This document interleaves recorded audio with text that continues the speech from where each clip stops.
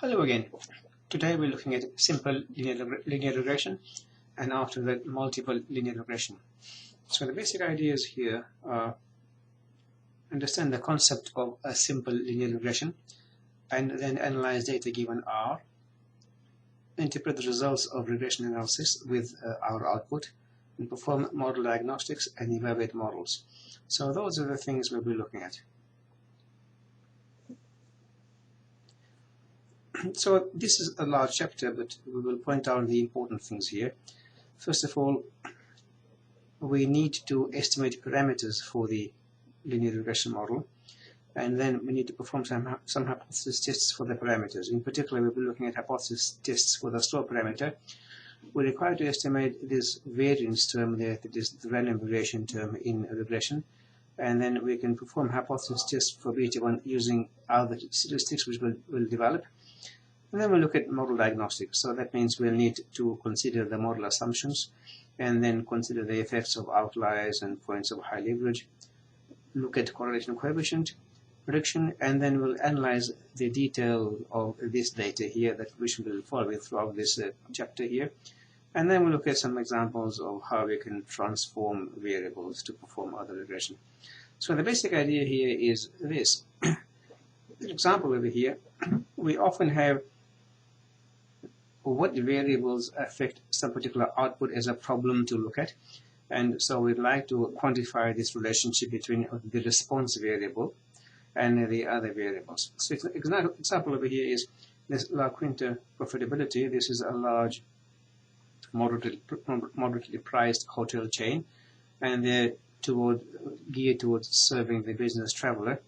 And they want to determine what sites are the most profitable. So for hotels and these kinds of industries, location is of prime importance. So they did something correctly. They hired consultants who then collected data over 3 years. So this took some time on 57 of the established inns belonging to La Quinta. And then they quantified this relationship. What they found was that the profit depended negatively on the state population. And of course, it's obvious, if you increase tariff, then you're going to increase the profit. But it also depended on the population of college students. And again, negatively on the square root of median income. So the question is, how do you actually determine that these things are important? And then in fact, how do you arrive at the square root term over here? Another example here is the sales at this Pharmex company, which is a pharmaceutical company, against its competitors. So what they did was they collected the data on how much they're spending on promotions as a percentage of those of the leading competitor, and then they looked at their sales also as a percentage of those of its leading competitor, and the objective was to quantify this relationship. In other words, work out how much we are selling compared to how much we're spending on promotions. So that's the example we'll follow through. So in simple linear regression, we have two variables.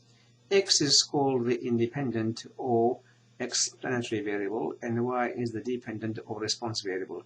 And so we've got pairs of points, an X and a Y, several of those, and we're assuming that this is linear, so that the relationship between X and Y is by a straight line.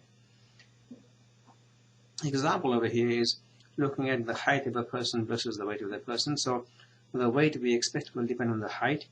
Now, of course, we know that people of the same height can have very different weights.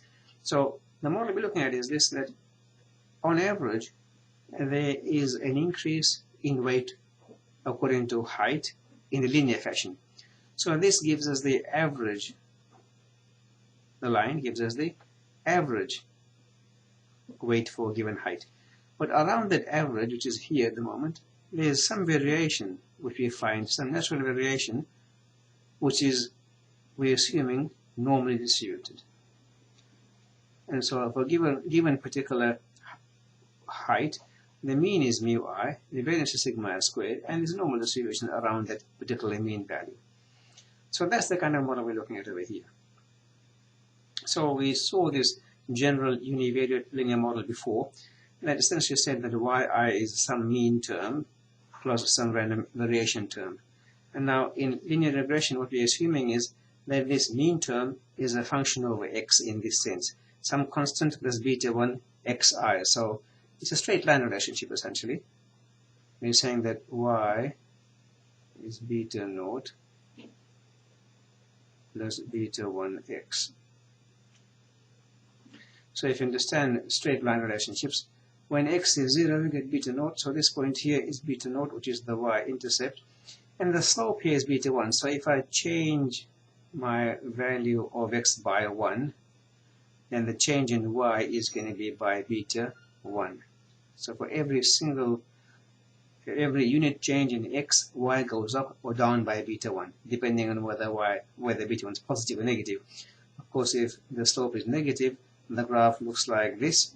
So this is for beta 1 bigger than 0. And if beta 1 is less than 0, then this is what happens. But in either case, if I change of 1 in x, then the change in y is going to be beta. So the change is from there down here, and that's the negative change. So that's going to be beta 1.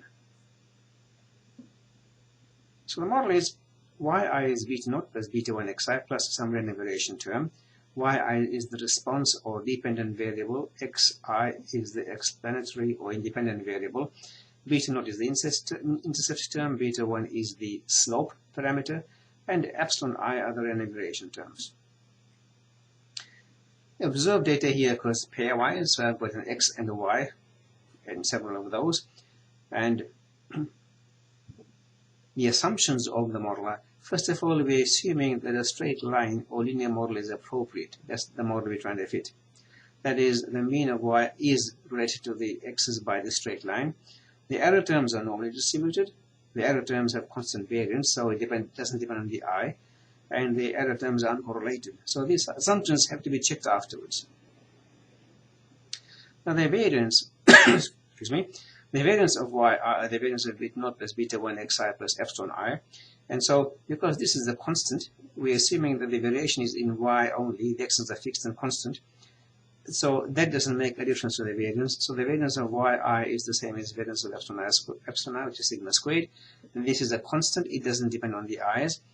And then the assumptions imply that yi are IID normal. And this is the mean, and that's the variance.